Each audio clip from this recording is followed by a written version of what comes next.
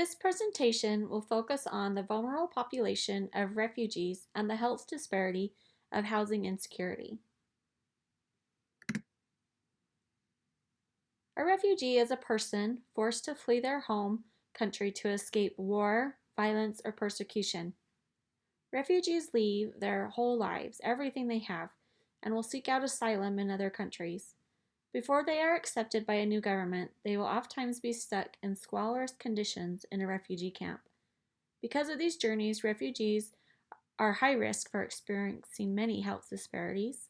Some of these are history of violence and trauma, natives of other countries, living in impoverished conditions, exposure to communicable diseases, and poor management of chronic health conditions. Sadly, refugees have a global presence. As of 2019, the number of refugees worldwide is 24.5 million. For the sake of comparison, the numbers I have for the rest of the data are from 2016. In 2016, 84,989 refugees were resettled in the United States. That same year, 54% of all the admitted refugees were resettled in 10 states. Utah was not one of these major 10 states. Texas, however, had the highest number of refugees in 2016 admitted to them, and they had 7,802 persons. In that same year, Utah welcomed 1,100 refugees. There are approximately 65,000 total refugees in the state of Utah. Locally, there are about 65 Congolese refugees in Ogden since 2016.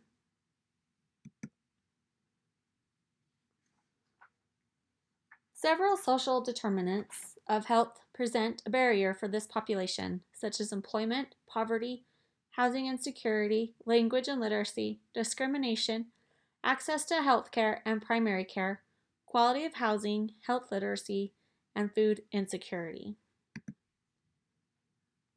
Specific concerns that disproportionately affect this population are mental health, post-traumatic stress disorder, or PTSD, and physical health. There are several root causes associated with health disparities among refugees that make them vulnerable. If one were to follow a why trail, it might look something like this. Why do refugees struggle with housing disparity? Because they have a hard time finding employment.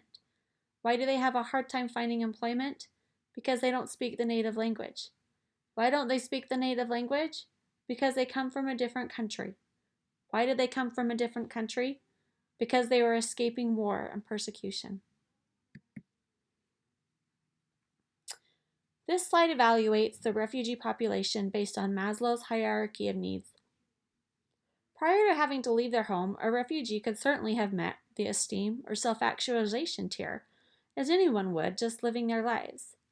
Being thrust into refugee chaos would bring their focus to the bottom tier of physiological, focusing just on survival. As they are fleeing or living in refugee camps, these needs may not have even been met.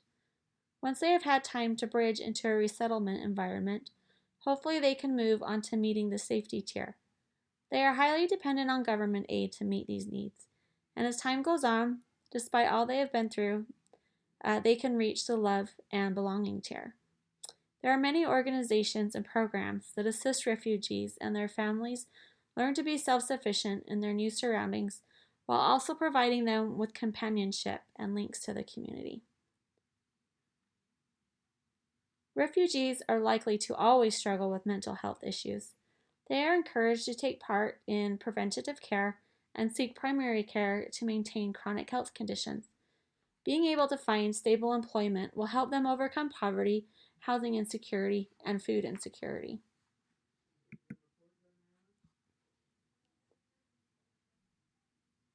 Refugees are at higher risk for communicable diseases and infections. These vary depending on the country of origin. In general, they are hepatitis B and C, parasitic infections, malaria, sexually transmitted diseases, and HIV. Refugees are also at higher risk for some non-communicable diseases and conditions, again, depending on their country of origin. Some of these are obesity due to food insecurity, sexual and gender-based violence, female mutilation, splenomegaly due to repeated malarial infections, anemias. In fact, some may experience sickle cell crisis when resettling in high elevations, such as Denver, Colorado, or Salt Lake City, Utah. Also, malnutrition, hypertension, dyslipidemia, diabetes, and lead toxicity. They are at increased risk for lead toxicity due to the nature of the housing they are placed in upon resettlement. While they are at the mercy of the government for the housing they are given, they should be warned of the dangers of lead, ways to avoid exposure, and signs to look for that would indicate the need to seek medical attention.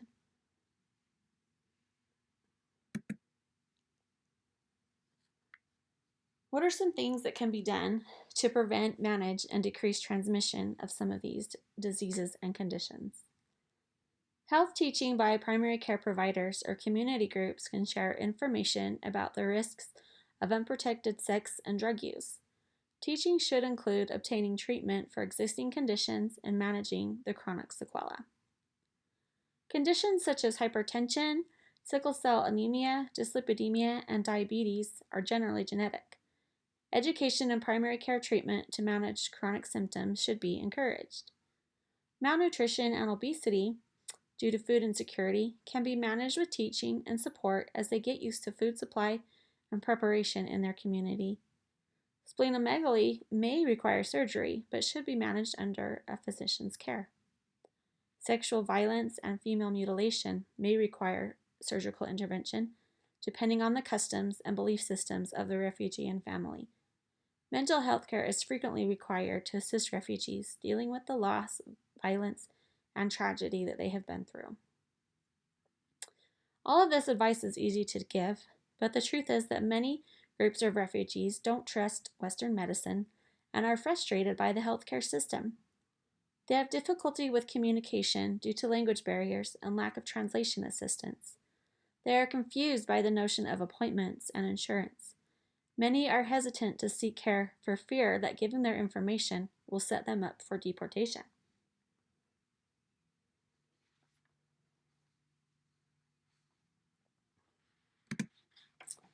Unfortunately, there is plentiful literature that identifies refugees to be at higher risk for self-care deficits and self-harm.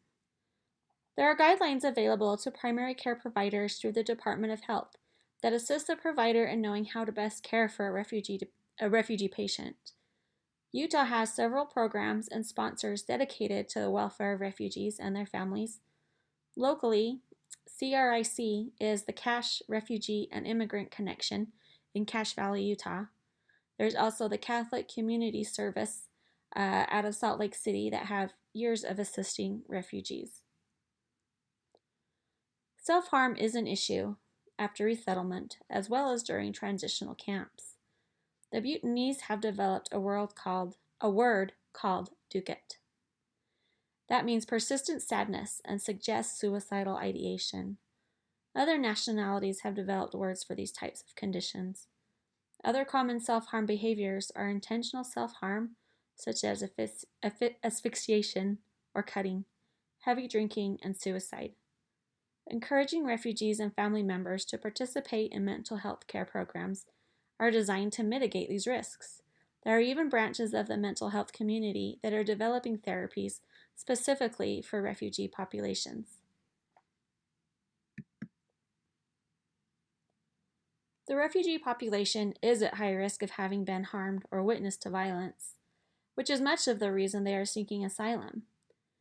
Violence around refugee camps is frequently reported and usually instigated by locals who resent the refugee plight in their country. Refugee housing is typically in neighborhoods that have higher incidences of violence. No data supports refugees being instigators of violence above other groups. Recently, a data system has been developed to help track the role of refugees in conflicts. This is called Political and Societal Violence by and Against Refugees, or POSVAR. The intent of this data system is to help researchers and policymakers better understand the refugee-related violence and how better to mitigate it.